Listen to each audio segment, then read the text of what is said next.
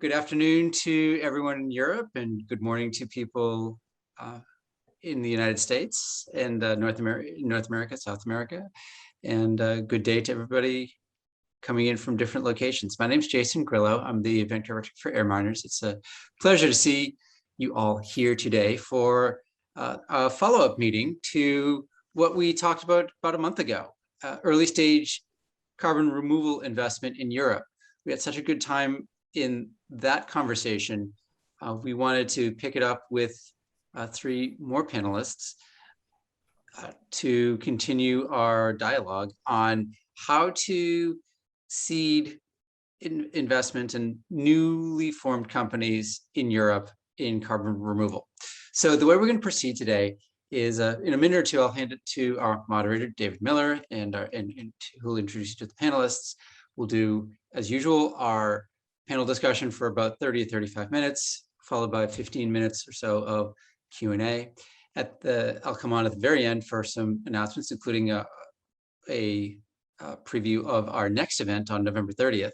And then at the top of the hour, we'll stop the recording, we'll stop the meeting. And then if you want to stay on afterwards, we'll do what we usually do, which is have a Zoom breakout session of networking so that people can get to know each other, not just know of each other, which has been a hallmark of our AirMiners community, our AirMiners events. So looking forward to the discussion, looking forward to getting to know a little bit more about you and about the landscape in Europe for early stage investment. Oh yeah, two other notes. One, please go on mute and put your questions into the Zoom chat for one. For two, also, thank you all for to those who provided donations to our event to provide carbon negative purchases, to carbon removal purchases, so that our event today will be carbon negative. So with that, thanks again, and I will hand the stage over to David Miller. David. Thank you, Jason. I'm David Miller. I'm based in Copenhagen. I'm the CEO of Ambient Carbon. We're developing a system to eradicate methane emissions from cow barns and pig barns, but also coal mines. I'm from New Jersey in the United States originally, but I've been living in Denmark for 40 years and been involved with climate change issues since the early 2000s. So I'd like to introduce our panelists, or I'll let the panelists introduce themselves just briefly, and then we'll get into the discussion. We have Tinca. You want to start out? Absolutely. Thanks a lot, David. Thanks, Jason. Happy to be here. So Ben, I'm based in Paris, and I run a venture studio focusing on climate tech, which is called Build a Climate Startup.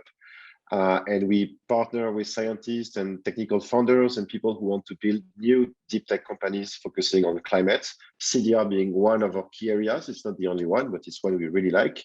And we work together with them, whether they already have some IP and an ID before, or maybe they have just the right technical skills to work on specific ideas we have that fit our investment thesis. And we work together with them to shape their ideas into a new company, and we become the first investor in their companies. And aside from that, I'm on the launch board of Carbon Cap, which is a new climate NGO focusing on CDR policy in Europe. So yeah, I'm very passionate by this topic and super happy to join you today. Thank you. And let's go to Marian Kruger. Thanks, David. Yeah, my name is Marian Kruger. I run the carbon removal ClimAccelerator. As far as I know, the only accelerator program in Europe that is solely focused on CDR. We were just in our first cohort of 26 teams from all over Europe. I'm seeing a couple of them also in the member list here. So apparently I haven't annoyed you too much yet. That's good to hear. We support our teams with non-dilutive funding. We also mentor them. We provide access to CDR ecosystems, and we validate the tech and the climate assumptions that the teams have. Besides that, I also work at the Sustainability and Business Lab at ETH Zurich, which is sort of like the Rocky Mountain Institute in the US. We do industry projects mostly in hard to abate sectors, so cement, waste to energy, maritime shipping, circular economy, agriculture, always trying to move the needle when it comes to decarbonization. Very, very happy to be here. And you're also in the mountains, by the way, in Switzerland. Thank you. And Anna-Sophie Vinther Hansen. Yes, Thank you. So my name is Sophie Hansen, and I'm with the Sovereign Danish Investment Fund. I'm situated in Copenhagen, and our fund is a local fund, so we invest primarily in Danish ferries and Greenlandic startups. Have lots of different types of funding, some of it equity for early stage or later stage, some of it loan financing, and we support all the way through the SME stages up until IPOs. Quite an important part of our funds are allocated towards the green transition, which of course includes carbon dioxide removal. Very good, thank you. Okay, so we're gonna spend the next 35 or 40 minutes or so, pick 3 topics, but they'll cover a bunch of things, and some things will overlap a little bit. We just finished with the COP26, so the first topic will be COP26 and about CDR, and not just about COP26, but also just maybe the CDR landscape in Europe in general. And after that, we'll talk about transfer technology from academia. In other words, startups, and particularly ideas that are coming out of universities, et cetera, and how does that get into a startup, et cetera, and the role of the inventor, and also about funding in that issue. And then private and public funding will be the final topic. And then once we're done with all that, there will be a Q&A, and Jason will be collecting questions in the chat. And there'll be about a 15-minute Q&A. And then this will be ending at 6 p.m. Central European time, but we'll be on for about another 15 minutes for people who just want to hang out and et cetera. So that'll be the program for today. So let's get started with COP26, which some people view it as semi-successful or quite successful considering. And there is mention of removing carbon dioxide, et cetera. So let's start with that. Let's hear the panelists' take on what they think about what happened there and how it affects CDR. Let's start with Marian. Sure. Yeah, I would say you can think of some of the results what you want, but from a CDR perspective, I would say it's great that this was the first COP where CDR actually had a presence. It might not have been the biggest presence yet, but it was something that was talked about. It had exposure, so that in itself is a great sign for the recognition of the importance of removal. So I'd say that sort of as a first primer. When I look at what COP will mean for the removal market, I would say that sort of I'm not sure about the numbers, I think it's between 85 or 90% of emissions are now covered by net zero pledges. And 2021 for me really was the year of pledges, and 2022 will be the year of putting these pledges into action. And that will mean that a lot of corporates will have to figure out where they will buy removals for their residual non-abatable emissions. So I would really expect market demand to increase quite sharply and quite drastically in next year. And a lot of these corporates will go through either by themselves or with support from consultancies. You know, gladly there are Microsoft and Shopify and Stripe who have openly published how they approach this, but all of these corporates will go through the procurement processes. So also looking at the teams that we support, I would expect them to see a lot more interest in the credits that they can generate going forward. And I think the elephant in the room, which we can talk about, is Article 6. I will leave that to Ben and Anne, and maybe at a later there. Okay, and Sophie, what's your take on COP26 and maybe seen from the Danish perspective? Well, I think there's a lot of the topics being covered quite well by Marian already, and I'm really interested to see how things will move forward with the pledges for zero emission, and specifically with a number of these technologies that may be somewhat ready for pilot scale, for scaling, but maybe not at a cost competitive level right now. So having carbon dioxide removal high on the agenda is likely going to be affecting the market going forward. especially for companies that have had some time to develop and solidify the technology. How this will bleed into legislation, and when we'll start seeing a larger uptake also by larger corporates and governments is, I think, remains to be seen. Okay. And Ben. Yes, so before commenting on Article 6, as friendly recommended by Marian, no, I just want to say I fully agree with what has been said before, and there's never been such a big place for CDR at COP. So it was not really per se so much in the negotiations themselves, but there were so many events and gatherings and side talks about CDR. I think there was even a running list online somewhere, like maybe like 20, 30 different CDR events happening during the 2 weeks. So from Microsoft, Bellona, Ocean Visions, the US Department of Energy also announced their carbon negative shots. And so on my side, I participated to the launch of Carbon Gap, obviously. So for those who don't know, basically Carbon Gap, the idea is to play a similar catalytic role as Carbon 180 played in the US. And as a matter of fact, Carbon 180 is an expert partner and has been very involved with helping with the launch of Carbon Gap, especially Jenna Amador.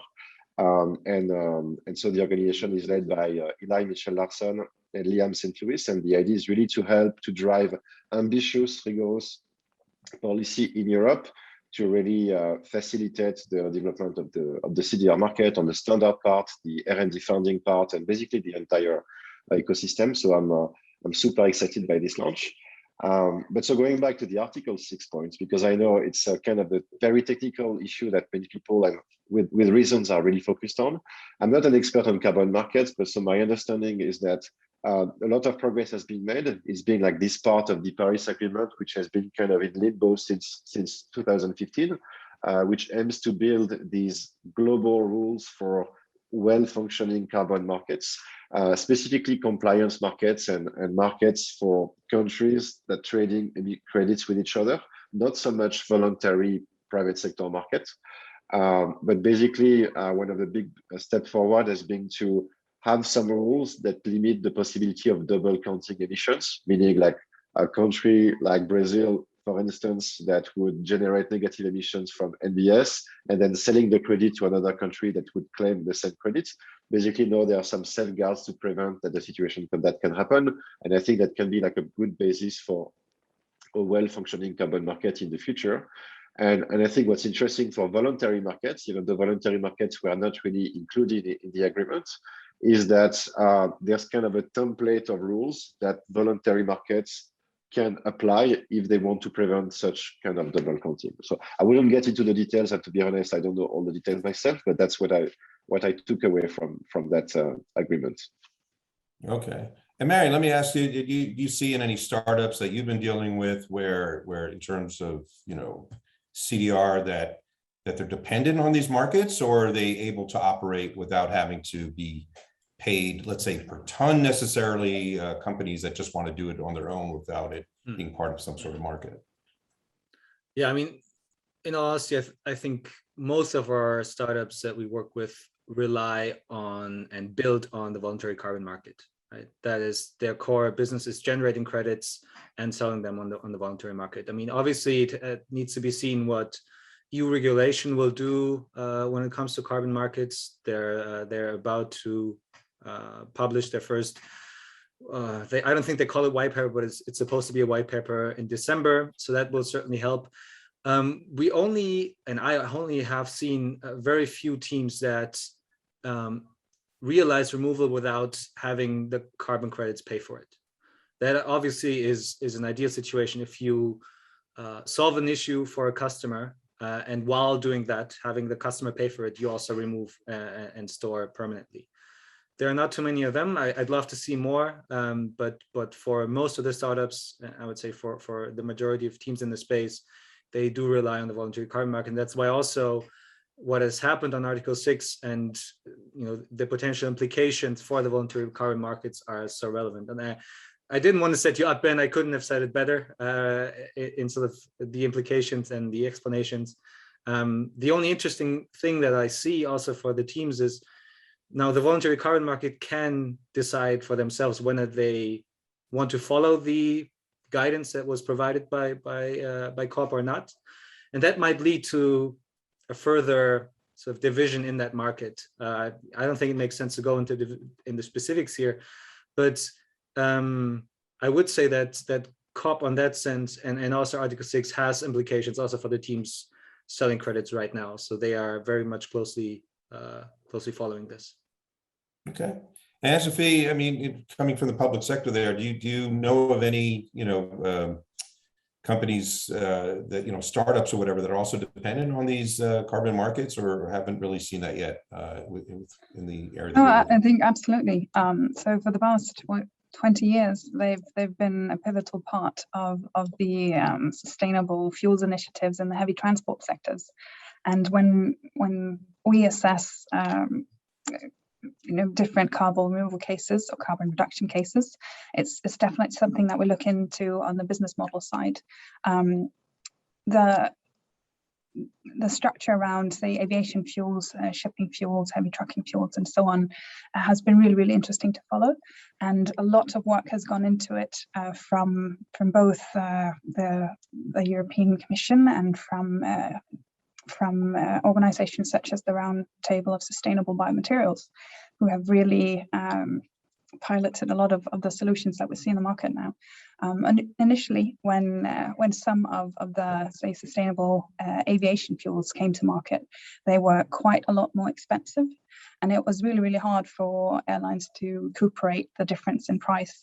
Mainly because even though private persons initially said that they wanted to pay an increased price in order to obtain more sustainable travel, once they click through all the different parts of ordering a flight ticket and all the add-ons, they usually did not click in the carbon offsetting box.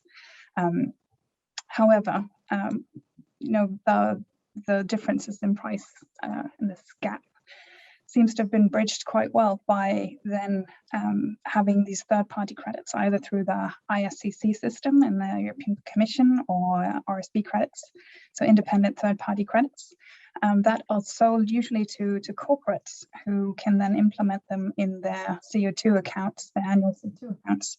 And having this independent third-party assessment and certification, and a way to bring a more expensive but also more sustainable technology to market, I think is something that many other sectors can learn from. Okay. And it's definitely something that we look into when we assess business models for new startups. Okay, thank you. I guess that's about the first topic there. Then we got also into these carbon credits, which again could be an entire hour discussion, probably a 5-hour discussion, I'd imagine.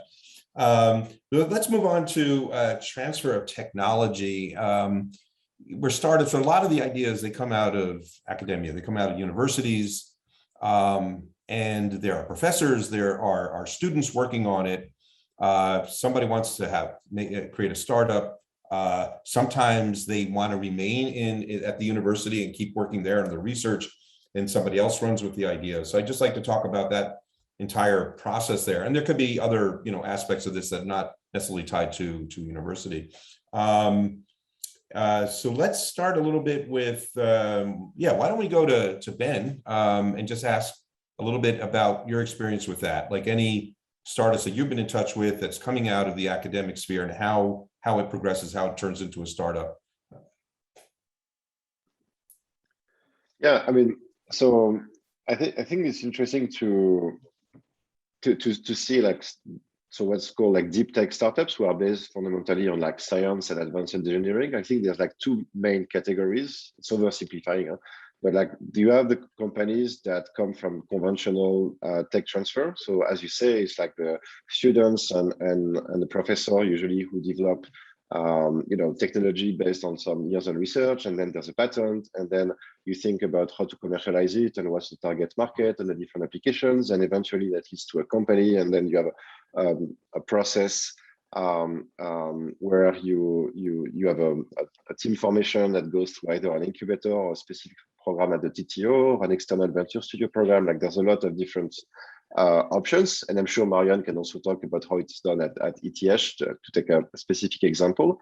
And I think that's like classic tech transfer, and that works well for certain companies.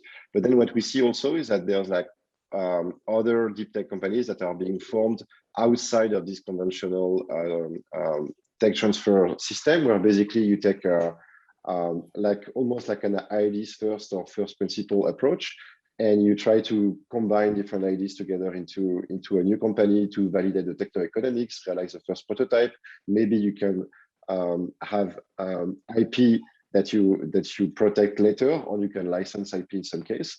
The main difference, I mean, there's several differences, but like you have a difference regarding the capacity to access, obviously, like the university resources and the labs and the prototyping facilities. And usually, like in the second case, you won't have a prototype which is as advanced as in the first case. But on the other side, maybe you have taken a more like optimized design approach from the beginning. But when you need to raise money and when you need to talk to partner, you cannot disclose a lot because your IP is not protected. So that's the key differences between these two systems. Marian, I don't know if you want maybe to comment based on how it works at ETH for the first path. Yeah, sure. So I mean, I haven't been too involved in the tech transfer at ETH, but you know, I've seen some teams come out of it also in our cohort. So I agree on sort of the you know, I wouldn't necessarily call them disadvantages and advantages, but the different approaches that you can take. So the classical university tech transfer indeed is very much based on sort of coming from an academic interest and then realizing that output of that academic interest could also be turned into a commercial product or a commercial solution.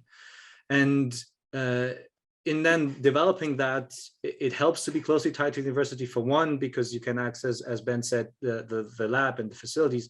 And for two, and I think that's also, since we're talking about funding, is quite an important bit, which I'm seeing for teams again and again, because they can be part of research consortia, which whose grants they can use to fund their first pilot, their first lab scale, you know, up to commercial pilot, in fact, without having to take quite expensive non-dilutive funding in the early stages, right? So that certainly is a big advantage of staying close to university, even if it is then a first spin-off, because, you know, some of the PhD students who might have founded it are still finishing up their PhD. So there is a close connection to the research chair, which helps them to remain part of those consortia and profit from them.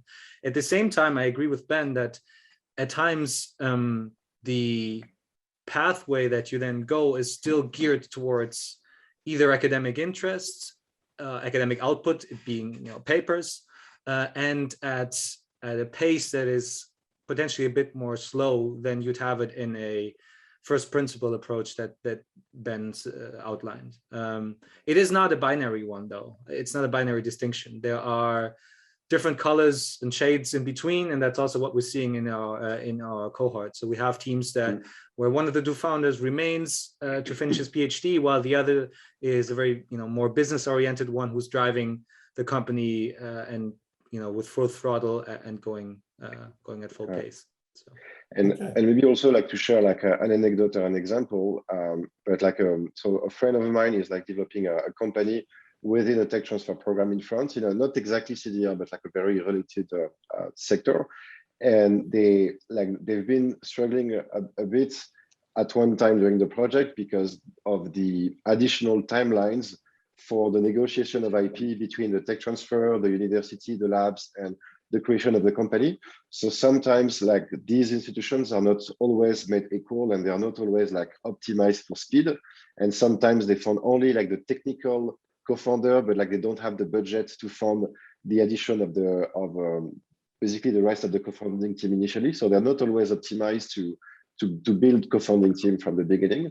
And obviously like some tech transfer offices are better than others, and they're all improving. but generally, like they can definitely get better. And there was a great article for those of you who are curious about it from Nathan Benaik, who's like a deep tech investor from the UK, who published a column in the FT a few months ago about the state of tech transfer in Europe, and insisting specifically on the investment terms from tech transfers, which are generally not very good, and they take a lot of equity in exchange of their services, which are not always as good as they could be. So not to say like we don't need tech transfer, but more like, hey, you should maybe try to improve your level of service and have more founder-friendly terms for these companies. So that's definitely something where Europe can improve on, I think. Okay. Thanks I for making completely that. agree. And so, sorry, I completely agree I was going to ask with you, Benjamin. Sophie. Yeah. I just wanted to add that, you know, tech trans is so different in different countries. For Scandinavia specifically, we didn't really have tech trans offices until about 10 years ago. Sweden still doesn't. So if you are a researcher in Sweden, you own your own inventions still, which makes it quite a lot easier to launch ventures. There's still tech trans departments, and they're happy to assist with different topics, but usually not these very lengthy negotiation rounds, as Benjamin alluded to. In Denmark, we implemented tech trans in all our universities about 10 years ago. From you know, American inspiration, and it's definitely made quite a big difference in the dynamics of how easily especially hard tech companies launch into the market. And it's another skill that founders need to be quite adept to, because a bad licensing deal or a similar could actually be, you know, what do you call them? Like a bomb in the water for your startup. So it can sometimes prevent you from even attracting your first investment or reaching the milestones that you would ideally like to do. So that's definitely something to be aware of. And so I used to be an entrepreneur and to have my own company where we created new fuels for the heavy transport sectors. And tech trans was an important part of that as well. Negotiations and so on. I really got a lot from talking to other entrepreneurs in similar sectors who had gone through these negotiations with the tech trans officers before, who knew, you know, the best practice of how to handle it, and also knew what to expect on the other side. Once you know, join an accelerator, once you meet your first investors, what are they going to be asking for? If you decide on a licensing fee rather than an early sale of the technology, how do you want to structure the fee, not to destroy the capital structure in your company over time, or dilute the cash flow that you'll be you know, fighting to gain? So it's so important, especially within these types of sectors. And then I think additionally, when you started your questions, David, you also alluded to, you know, how can scientists build companies? What if they want to stay at universities and so on? I think for that, in, you know, deep tech, these hard tech sectors, it's important to have, you know, a strong technical foundation. And as investors, we always look to teams. You know, how solid is the team? How strong are they? How easily can the technology and the startup structure be copied by someone else who, you know, has a similar technical background? So that's definitely something to be aware of. But on top of that, you need the commercial aspect. So when you have these very engineering heavy startups, quite often you see them advancing rapidly as they attract funds out of you know, technology readiness level, and sometimes they forget to orient themselves towards the market, towards the customers, and they can sometimes over engineer the solutions that they're creating. So try to add, you know, some commercial profiles, advisors, part-time team members, whatever the case may be, at an early stage, to make sure that you have an overall solution, and not just a continuation of a university project inside a startup that will then, you know, struggle to find financing and meet the milestones needed. Okay, and so let me also ask you about these EU regulations that where the anti-competition regulations that make it, at least in Denmark, but I believe in other EU countries, that publicly funded universities have to sort of not allow a commercial venture. So when you have a new startup that's commercial, to be using the university labs, et cetera, for free or at a lower price than it would be if you had to buy it from, let's say, a private consulting company? Yeah, so we have very strong competition laws in Europe in general, and they come from the EU, not surprisingly, and they're quite different from what you'll find in North America and also in Asia. And part of what I think you're alluding to in your question is this, government funding of private entities. We have, rather conservative approach to this in Europe to make sure that, government funds are not channeled toward private entities just as free support. In some situations, I think that's a great idea. In others, it's a bit narrow-sighted. But definitely it is a problem when you are, a hard tech entrepreneur in need of laboratory infrastructure and specialized equipment, etc. That it's right there inside the university building, but you're simply not allowed access, or you are allowed access at a very high cost, and that's definitely a challenge that I think we have a little bit more in Europe than similar ecosystems in Asia and North America. Yeah. I'm curious, and Sophie, like in Denmark, is it like for all universities and all labs, it's as difficult, or sometimes you can negotiate? Because like what I've seen also in France is like the basics is like, yes, you cannot access the labs on the same terms as if you were still in academia once your company is created, and that's understandable.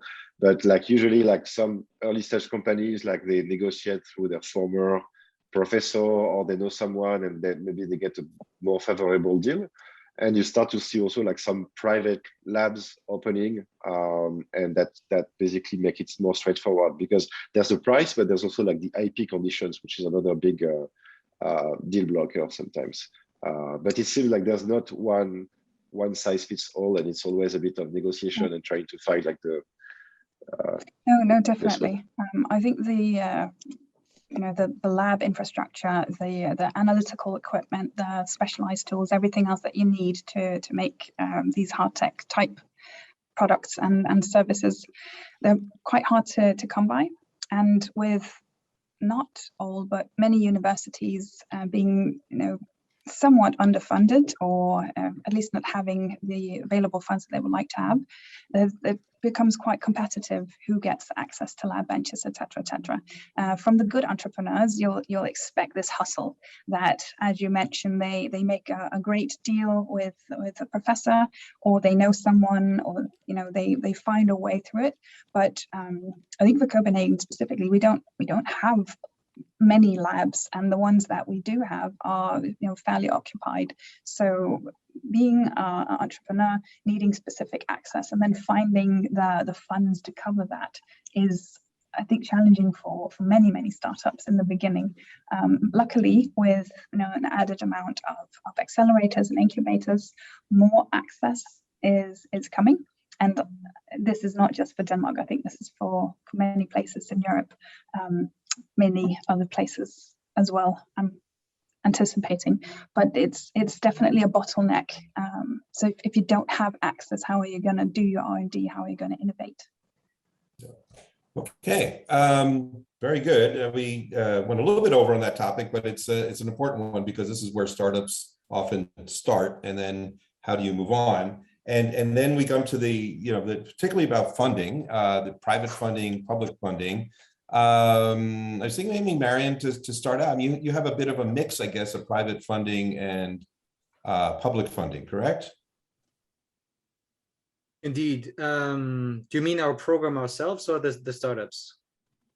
Well, I mean, I guess there's different things here. So why don't you tell about what you're doing? There's like ClimAccelerator, there's some European funding, sure, yeah. Et cetera. Yeah. Mm-hmm. Yeah. So maybe our program in general is funded in parts by public money, which is ClimAccelerator in the sort of in EU innovation for climate innovations, and partially by money that we either get from philanthropic sources or also corporate sources, right? And then if I look at our startups, they really cover the whole range. So we have teams that have their first customers under their belt and still have not received any or have had to take up any dilutive capital because they were able to fund themselves through grants or accelerator grants, public grants, R&D grants. We have some that have been financed through philanthropic capital or catalytic capital rather. And we also have some that obviously went the classical quote unquote VC route, pre-seed, seed, series A. I would say, so in general, a great primer here is Climate Tech VC. The newsletter recently ran a piece or had a piece on the Climate Tech capital stack, which I can just recommend to anyone. It's a great overview. And there they also make a couple of points that I'd like to point out here, because especially very early stage, the trade-off for the teams is when they go the grant route is time versus taking dilution when they take venture capital, right? And that is something that I don't think should be taken too lightly, because some of these grants, especially big EU grants, really take up a lot of the resources of the entrepreneurs. And so that's why it certainly should be a conscious decision of the teams. Obviously with going the VC route, but I'm sure Anne can talk a lot more about this. These come with other expectations when it comes to returns, when it also comes to time to scale, etc. There are some interesting blended opportunities that we see more and more. There's the EIC, European Innovation Council Accelerator, which recently had their first batch. One of our teams also got 2.5 million, I believe, in grants. They could also give out equity and match equity funding. And there is, especially for the CDR bit, a very recent announcement in Germany by an agency called, it translates to Agency for Breakthrough Innovation, which will soon launch a call for carbon removal to product. So that's the storage route should be in products, which is very flexible, very interesting. Also very happy to come in early stage, non-dilutive. So keep your eyes open for that if you are on that. And I would be hoping to see more of that going forward, because we already see it in the US with the DOE Earthshot. But maybe, Anne, I think you also have a great overview of this. Also, given that you can give out various forms of funding yourself. Yes, absolutely. So I think depending on the life cycle of your company, how much you've matured your business area, how much you've matured your technology, you'll need different types of funding throughout the company life cycle. And if you're operating in this deep tech and hard tech sector, and you have a specific amount of R&D that you need to get through, definitely I would be looking into soft funding early on. And ideally, and this depends on both the business model, the technology, and the market that you're looking into, how the specific puzzle will fit in the end. But if it is, hardware, chemical engineering, these sectors where you have a very high R&D to sales ratio overall, then I think the soft funding is really quintessential. And over time, as you mature, usually you'll start taking in business angels, maybe your friends, fools, and family, and that will hopefully prepare you for your first institutional investors, which is usually when you start getting your venture capital.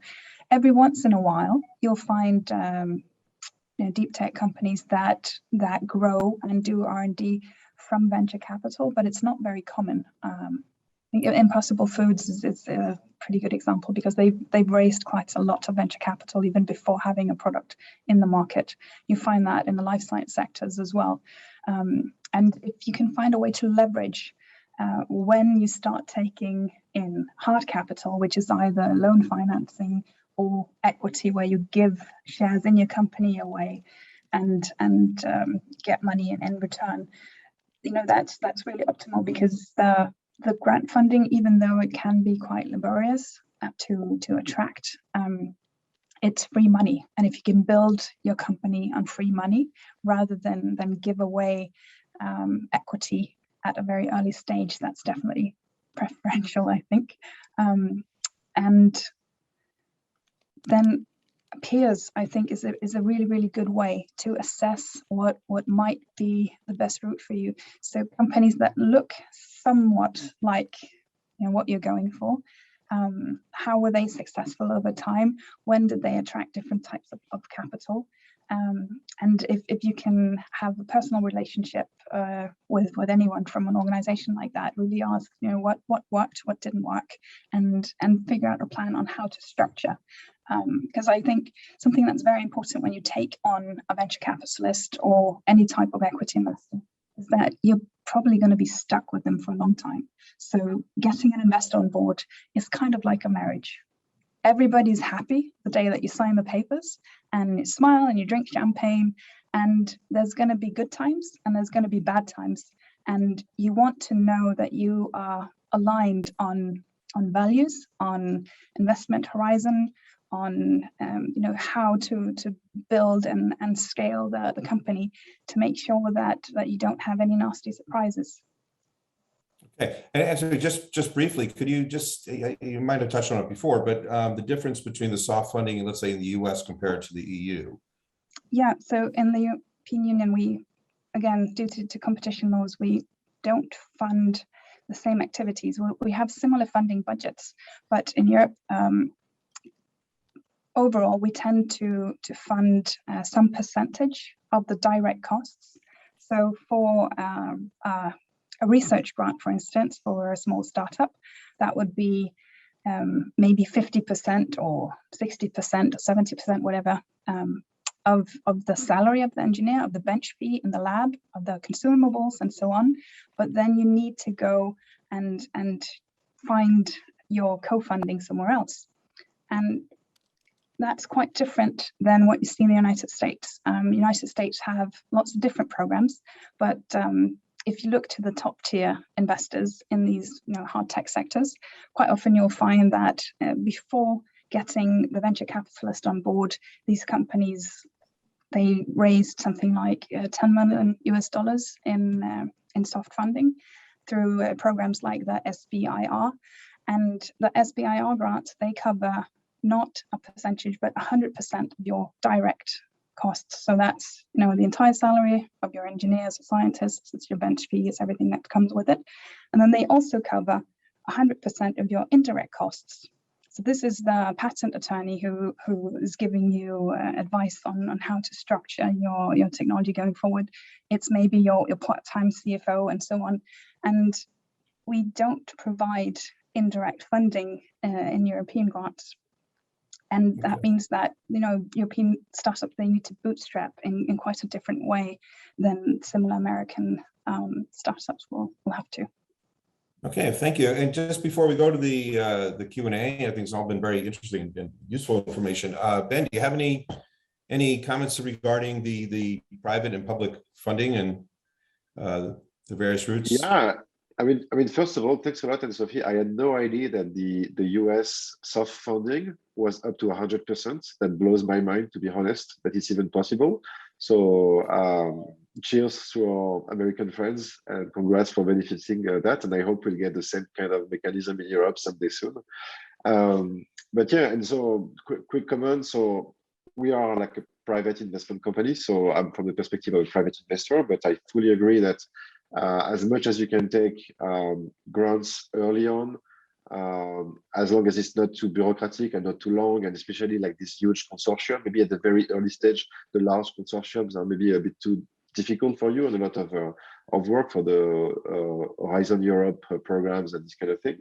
But yes, you should try to get these early stage grants. There's a lot of national ones you can get. But yeah, usually these companies have several options. Angels, venture studio programs like us, depending on where they're starting from. It's so interesting to see that we see some CDR purchasers like Stripe, for instance, starting to do like advanced procurements, like even before you have anything that actually removes carbon, if you can make a compelling argument that your technology will work and will actually remove carbon, and your techno-economics can work over time. They can even basically make an advance on the procurement.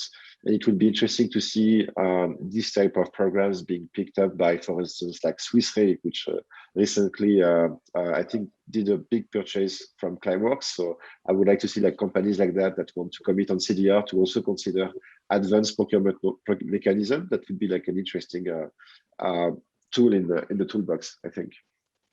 Okay, thank you. So yeah, thanks for that. And Jason, you've been monitoring questions in the chat. Oh. Yeah. So looking through the chat here, we had a couple of questions about how is, Andy Lee asked, would a startup, say in the USA, need to relocate to Europe or at least open an office in Europe and get funding there? That's one question. Looks like a couple of people answered that in the chat, but also curious to learn from the panelists, perhaps, what some of those options might be for entrepreneurs not in Europe to locate in Europe. Right. Sophie, maybe you can answer that just in the sense of often the public funding is reliant on there being an entity, some company within the country that's funding to be able to get that money. Maybe not all the partners, but at least one of the entities has to be there. Yeah, I think from a funding perspective, when you start structuring your company and you decide on, a country location to ideally move to, it's a really, really good idea to investigate some of the local funding sources. So that could be soft funding programs, national soft funding programs, or regional soft funding programs, but also investors. So as I mentioned in the beginning of this call, the Sovereign Danish Investment Fund, that's a regional or national fund. So it's for companies with a VAT number registered in either Denmark, Faroe Islands, or Greenland. And other funds will have different scopes and perspectives. Some are international and they might not care where you are, but some will. And quite often, as a startup, when you find a great international investor, they will ask if it's possible to syndicate with a local partner. So how you structure this, I think, is an important part of your strategic planning as a startup. Also in deciding where to move and where to set up your business. And regarding EU funding, let's say the Horizon program, which has a lot of money, a real lot of money, but isn't it true that you often have to be, let's say, companies that are based in, let's say, 3 or 4 EU countries or something as partners in the grant, or can it just be just one country represented? It really depends on the specific program. So something like the SME program, Zero Stars, you don't necessarily need an extremely large consortium. And for other calls, you will, as you mentioned, need participants from a number of EU 27 countries or similar. All of that is in the call specifications. So, do your due diligence, read up on what's available, also topic-wise, and what the requirements are. And very important, that the reporting, I forget if it was Benjamin or Marian who mentioned it previously, but sometimes these free soft funding grants, they come with so much reporting that it's almost a full-time job in itself. In the case of go ahead. Go ahead. Oh, sorry. No, Ben, go ahead. No, I was going to say so it's worth mentioning, within Horizon Europe, there's a specific tool called the EIC, the European Innovation Council, which is made specifically for deep tech and tech science commercialization, and they have 2 sub buckets. One is for consortium, which is at the very early stage, TRL, I think it's 2 to 5 or something like that, and it's usually this 3 organization in 3 different markets rules. But then you have another program called the I think it's the Accelerator. So the first one is Pathfinder, the other one is Accelerator, which is for TRL 4 to 7, and this one is open to single companies or single entities. and it's still, I think, amounts like up to 3 million, something like that, which can be awarded to individual companies based on specific programs or even an open program. So so it's basically the closest we have in Europe to ARPA-E, I think, in terms of the way it works. I think you're right. And on top of that, national and regional funding opportunities also exist. So absolutely. There's lots of information to find and choose from. Okay. Jason, any other questions? Yeah, we had two questions actually, one from Juan Pablo, one from Martin Freimüller, both about soft funding. So examples of soft funding providers and which countries have the best national soft funding availability. You want to chime in? Yeah, I mean, everyone will say his own country, I guess, but I don't know. I think I mean, France has pretty good tools. Like BPI France is very involved in generally deep tech and clean tech. They don't have a specific CDR policy today. We hope to be able to change that over time. But I think they're welcoming any such projects. But I know there's a lot of funding in Germany as well, and in the Nordics for projects like that. So I think in Western Europe, I think you pretty much find happiness everywhere, I think. Mm-hmm. Yeah, I would agree. In terms of specific CDR funding, I'm just looking for the link. So, I mean, we as Accelerator give out some grant funding. So that is soft funding, non-dilutive. It's maximum 25K per team. So that is certainly not a whole lot, and will cover potentially your first salaries, but that's about it. So you don't have to be live on ramen all the time. But there are some, and I mentioned this earlier, and I'm putting it in the chat right now. There is these breakthrough energy, Agency for Breakthrough Innovation in Germany, which will have a call on carbon removal specifically out there. So that is one of the very few ones that I've seen that is specifically geared towards CDR. When it comes to Europe. But in general, I would agree with Ben. Western Europe is very strong in that. I can't say anything bad about soft funding landscape in Switzerland, quite the opposite. Okay. And just one point to note maybe is that some of the Power-to-X strategies that you see across Europe, they have a CDR component in them. So if you search for CDR specifically, maybe you won't find it directly, but if you start reading into the specification of new Power-to-X calls, it's actually there in the text. So something to be aware of. Very good. Ben, I just because we're going to be at some point wrapping up, but can you at least maybe tell about Carbon Gap, and also maybe put a link in the chat if you haven't done that already? Haven't been monitoring the chat. Yeah, absolutely. I think my Carbon Gap colleague Liam shared the link. Yeah, so I mean, I mentioned Carbon Gap a bit at the beginning. So it's like a new climate NGO whose remit is pretty similar to the one of Carbon 180 in the US. For those who know Carbon 180, Carbon 180 is one of the expert partners of Carbon Gap.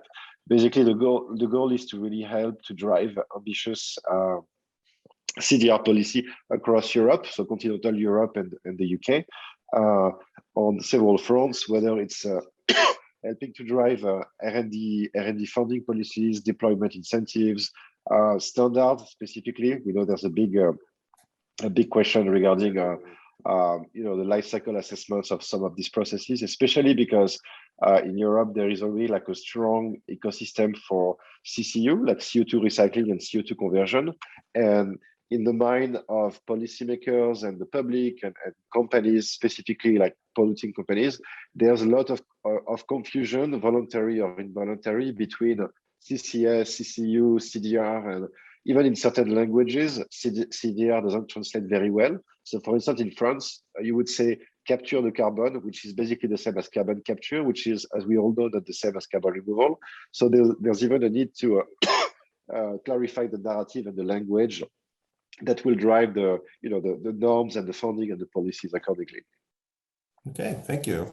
Jason, do we have time for another brief question? We got like a minute or so. Yeah. Maybe one last one. Kind of paraphrasing one that Rohit Vidhara asked. I mean, what would you say are the biggest the strongest points that the EU has as a region for fostering carbon removal entrepreneurships. You specifically asked vis-a-vis the USA, but but what would you say the biggest advantages that Europe has for CDR startups? Would like to take that? But Go ahead. I would say it's talent. I really would say it's talent, and talent that is distributed all over Europe in the several ecosystems that we have, with great research universities spread all over Europe. And I think that is quite distinct from the West and East Coast heavy sort of allocation of these resources in the US, where then they are quite scarce again. So, yes, we have market here. Yes, we have a lot of big corporates who will procure massive amounts of CDR. And, what I've been seeing is they also tend to buy locally. So we will have also a European market for European CDR. So that's great. But above all, when it comes to entrepreneurship, I would say talent and ecosystem. And perhaps if I could chime in, it would be policy. So I think that I would agree. I would agree on talent. There's a lot of scientists, engineers who really want to have an impact and move to entrepreneurship, especially because like these days, a career in academia in certain European countries doesn't pay very well, and sometimes they don't have a strong incentive to stay in academia, especially if they want to have impact. But also, I think there's like the fact that we have such a huge concentration of multinational companies who have net zero targets. And for most of them, they have no clue how they're going to meet them. And they're going to need a certain percentage of removals. Even the science-based target initiatives recently announced that basically you have to count for like 5 to 10% of your net zero accounting, which will account for removals that will be met through removals. Basically, these companies are going to need CDR suppliers to help them meet their goals. So it's still the beginning, but the fact that we have so many of these companies based in Europe, I think can be an asset over the long term. So now we need to build the supply, obviously, and to build these great companies to meet these goals. Very good. And perhaps also that Europeans tend to believe more that climate change is real than in general in the United States. So which affects policy and it affects the consumers, and therefore the companies want to deliver products that have a low carbon footprint. So with that said, I'd like to thank the panelists, and then Jason, I'm going to hand it over to you for wrapping up here. Okay. Thanks everyone to the panelists for a very engaging discussion. Thank you, David, for guiding us through that. Wanted to say, and thanks to you, our audience as well, on our journey through carbon removal landscaping in Europe. So a couple of final notes here. We have on Friday a AirMiners networking event that I'm going to share a link to now. For those who want to talk about the differences between needs for carbon credits versus carbon embodied products. That's going to be the theme of our networking event. It's going to take place at noon Pacific time, so 9 p.m. Central Europe time, sorry, on Friday. And on November 30th, we are going to have a start of a new kind of vein of AirMiners activity in our events, talking about arts, culture, and the creative environment, starting in on carbon removal for textiles, carbon negative textiles. So 2 events to keep in mind. Finally, we'd love to hear, love to hear your feedback on how we did today. So to that end, I'm going to share a link to the post-event survey coming at you now. There we go. The Google Form survey that we use for our audience feedback. So thank you, everyone. Feel free to hang on at the tail end right now for networking in Zoom breakout rooms. We'll divide you up into Zoom breakout rooms for maybe 10 minutes or so, then come back into the main room once again. You understand people are busy, so totally optional for anyone and everyone to stay, but we'd love to hear more, love to keep the conversation rolling. And as always, feel free to join AirMiners at look to us at www.airminers.org to apply for free. All right, Oh, yes. And Ben, Tincq mentions, you can certainly plug your event on Frontier CDR November 30th. Ben, take it away. Okay, I plugged it in the chat. Yes, we're hosting, together with Hello Tomorrow and Carbon Cap, we're hosting a webinar on frontier pathways for CDR, including mineralization, direct air capture, synthetic biology, and ocean CDR. And it's on November 30th, 5 to 7 p.m. European time. And you can reach it at events at buildaclimatestartup.com. All right. Awesome. Awesome. Well, thank you, Sophie. Thank you, Marian. Thank you, Ben. Thank you, David. And thank you, everyone. Look forward to seeing you. you at our next AirMiners activities. Thank you. Thank you.